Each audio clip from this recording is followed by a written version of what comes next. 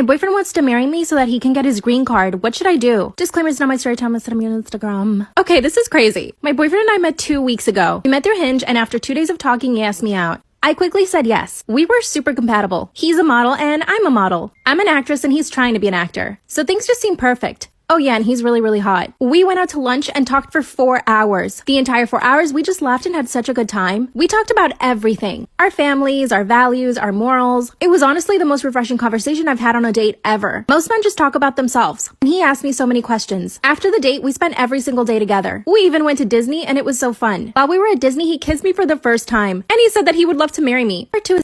My boyfriend wants to marry me so that he can get his green card. What should I do? Disclaimer, is not my story time. Instead, me on Instagram. He finally kissed me when we were in Disney. And that's when he told me that he would love to marry me. At first, I was very flattered, but then he said, wouldn't you want to marry me? And I said, I mean, I don't really know you. And he said, we'll get to know each other. Don't worry. After that, we spent every single day together. At the time, he was living with his roommate and he didn't really like her. So he would come over to my apartment almost every single day and sleep there. He would go to Air One and buy all of my groceries, come over and cook for me. Every single day, he made us amazing food. We'd watch movies together and we'd help each other with all our work stuff. I felt like I was falling in love with him and I'd only known him for a week at that point. That's around the time that he told me he couldn't stand his roommate anymore. And he asked me if he could just stay with me for a few weeks. I told him yes, but that he had to help me with the rent. And of course he said yes. So this man moved into my apartment after 1 week of knowing each other. I mean, am I going crazy? Part 3 is up.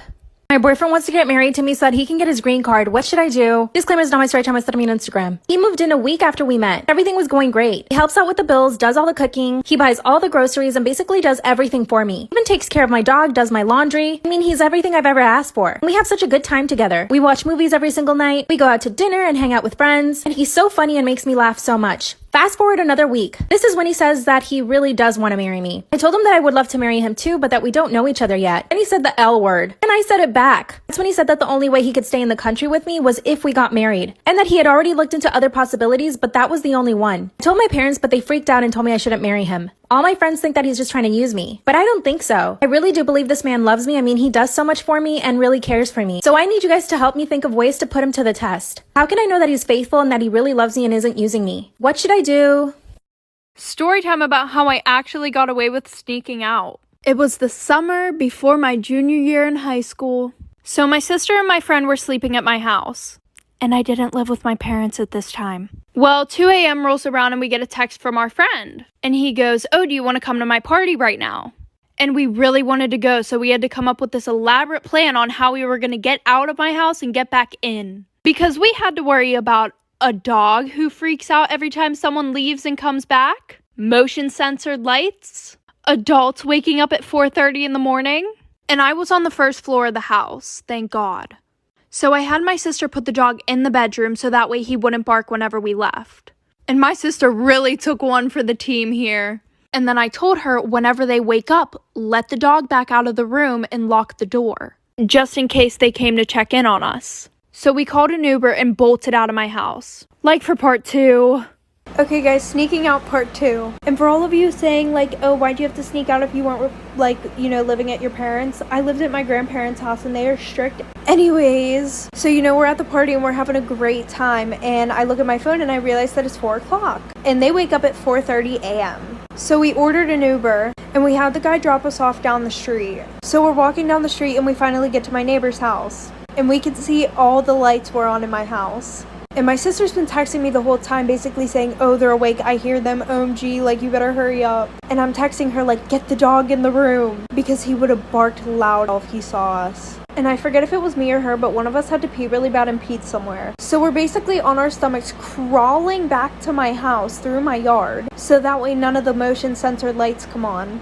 And one of them came on, and the windows don't really have curtains, so I could see my path, like, looking outside the window. Oh, there's gonna be a part 3. Okay, part 3, but for all the new people, guys, stop telling me to post the part 2 because I always post my part 2s. Okay, so the motion censored light comes on, and we literally stop dead in our tracks. Meanwhile, we're literally laying in the grass, like, just don't even know what to do. And there's this side door that we were gonna go through. So my sister put the dog in the room and we're just waiting for the techs to run in the house when they're both upstairs. But my pap was looking outside trying to figure out why the light went on. And then I hear him say, oh, it must have just been a deer. So my sister finally texts us like 5 minutes later that, they're both upstairs. And I waited so I couldn't see them in the window anymore. And we bolted in the house. And I ran in the bedroom and we both smelled disgusting because we were both laying on the grass outside. When we get in, we lock the door so that way we can change our clothes, act like we're going to sleep, and then unlock the door. And my grandma comes down literally 10 minutes later to check on us. Like if you want more stories on me sneaking out. My best friend locked me in a car trunk.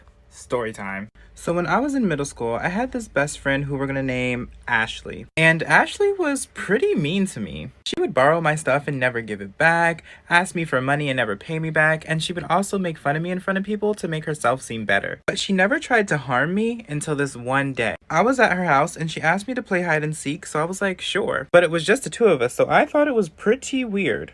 She then said before we start, she wanted to show me some of her favorite hiding spots, so I was like, okay.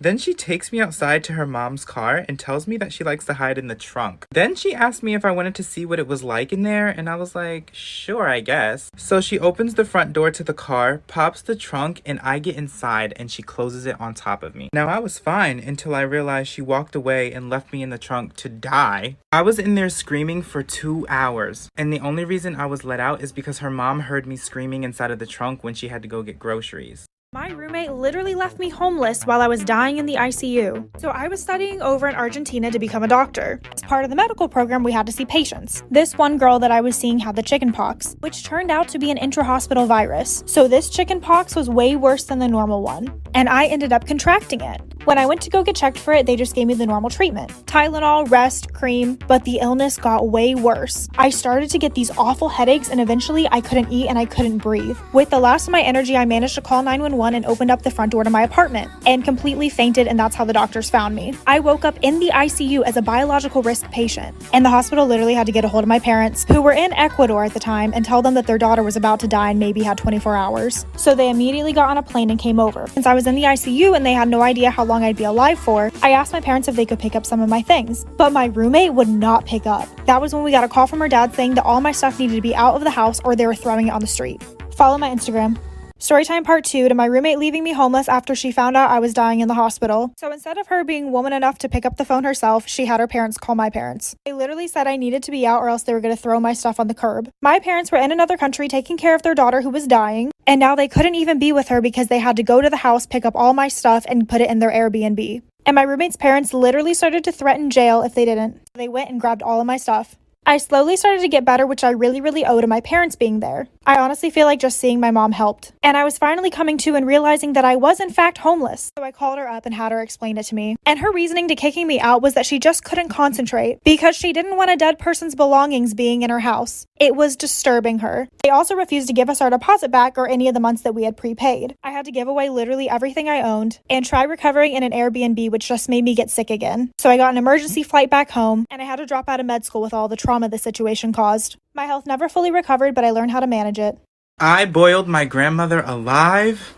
Story time. Growing up, my grandmother would never let us have sweets. No cakes, no cookies, no candy, nothing. She would be like, I don't want you getting fat and I don't want you having rotten teeth, so you're not allowed to have that. And to make things worse, her kitchen would constantly be full of snacks and she would always be eating them in front of us. So one day, while she was watching us, I noticed that she had chocolate muffins. So of course, I asked her if I could have one and she said no.